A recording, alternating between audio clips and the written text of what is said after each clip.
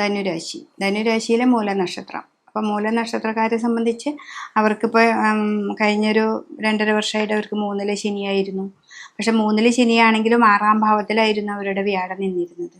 അപ്പോൾ 3-ലെ ശനി നമുക്കിപ്പോഴും പറയും നല്ല 7-ര ശനിയൊക്കെ കഴിഞ്ഞു, 3-ലേക്ക് ശനി വരുമ്പോൾ മുടി വെച്ച് വാഴുന്ന ഒരു സമ്പ്രദായമാണ് നമ്മൾ പറയുക. പക്ഷെ വ്യാഴം അവിടെ ഇത്തിരി 6-ാം ഭാവത്തിലായതുകൊണ്ട് അവർക്ക് അത്രയ്ക്കും ഊഷ്മളമായ ചിലപ്പോൾ ഫലങ്ങൾ കിട്ടിയിട്ടില്ലെങ്കിലും ഇനി 7-ാം ഭാവത്തിലേക്കാണ് നമ്മുടെ വ്യാഴത്തിൻ്റെ വരവ്. അപ്പോൾ 7-ലെ വ്യാഴം എപ്പോഴും നിവർത്തികാരകനാണ്. എന്ത് കാര്യം വിചാരിച്ച പോലെ നടക്കാനായിട്ട് നമുക്ക് സാധിക്കും. പക്ഷെ ഇവിടെ ശനീശ്വരൻ പോകുന്നത് 4-ാം ഭാവത്തിലാണ്.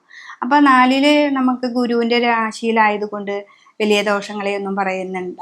കണ്ടകശനിയാണ് എങ്കിലും ആ വ്യാഴത്തിൻ്റെ ക്ഷേത്രത്തിലല്ലേ, ആ വ്യാഴം നിൽക്കുന്നത് 7-ാം ഭാവത്തിലും കൂടിയിട്ടാണ്.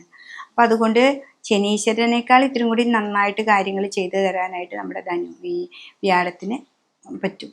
അപ്പോൾ വിഷ്ണു ക്ഷേത്രത്തിൽ നന്നായിട്ട് പോവാം. പുറത്തേക്ക് പോകുന്ന കുട്ടികൾക്ക് ആണെങ്കിലും വലിയവർക്കാണെങ്കിലും തടസ്സങ്ങളില്ലാതെ മുന്നോട്ട് പോകാനായിട്ട് സാധിക്കും. അതേപോലെ തന്നെ നമുക്ക് വാഹനാദികൾ മേടിക്കാനോ വീട് മേടിക്കാനോ അങ്ങനെയൊക്കെ പറ്റുന്ന ഒരു നല്ലൊരു സമയമാണ്. നമ്മൾ പ്രതീക്ഷിക്കാതെ നമുക്ക് ധനം കിട്ടുന്ന ഒരു സമയമാണ് 7-ാം ഭാവത്തിൽ വ്യാഴം വരുമ്പോൾ. പിന്നെ 4-ാം ഭാവത്തിൽ ശനിയാവുമ്പോൾ നമ്മളത് വളരെ എന്ത് കാര്യം ചെയ്യുമ്പോഴും പുതിയൊരു വീട്, അപ്പോൾ നമുക്കെല്ലാം ഭംഗിയോടുകൂടി ചെയ്യാനൊക്കെ ആയിട്ട് നമുക്ക് സാധിക്കും. അപ്പോൾ ഈ മൂലൻ നക്ഷത്രക്കാരെ സംബന്ധിച്ച് ഏറ്റവും ഒരു നല്ല ഭാവമാണ്. 3-ലാണ് രാഹു നിൽക്കുന്നത്. രാഹു 3-ാം ഭാവം കൊണ്ട് ഏറ്റവും നല്ല രാഹുവാണ്. പിന്നെ ഇവർക്ക് 9-ലാണ് കേതു നിൽക്കുന്നത്. 9-ൽ കേതു എന്ന ഗ്രഹം 9-ൽ നിൽക്കുന്നത് നല്ലതാണ്. നിഗൂഢമായ ശാസ്ത്രജ്ഞർ ജ്ഞാനത്തെ തരുന്ന പറയുന്നത്, അതും സൂര്യൻ്റെ ക്ഷേത്രത്തിലുമാണ്. അപ്പം നമുക്ക് പുതിയ പുതിയ അറിവുകൾ ഉണ്ടാക്കി തരും. അപ്പം മൂലനക്ഷത്രക്കാർ ഈ ധനുരാശിയിൽ ഏറ്റവും നല്ലൊരു സമയമാണ് ഈ ഒരു വർഷഫലം കൊണ്ട് നമ്മൾ ഉദ്ദേശിക്കുന്നത്. അപ്പോൾ ഇവർ ഏറ്റവും നന്നായിട്ട് ഈ ശനീശ്വരൻ മാത്രമാണ് 4-ാം ഭാവത്തിലുള്ളത്. അപ്പോൾ ശനിയെ നന്നായിട്ട് ഭജിക്കുക. ലഗ്നാധിപനായിരിക്കുന്ന വ്യാഴം 7-ൽ നിൽക്കുന്നുണ്ട്. പിന്നെ 4-ാം ഭാവത്തിലുള്ള ആളും 7-ലാണ് നിൽക്കുന്നത്. അപ്പോൾ നന്നായിട്ട് ശനീശ്വരനെ ഭജിക്കുക.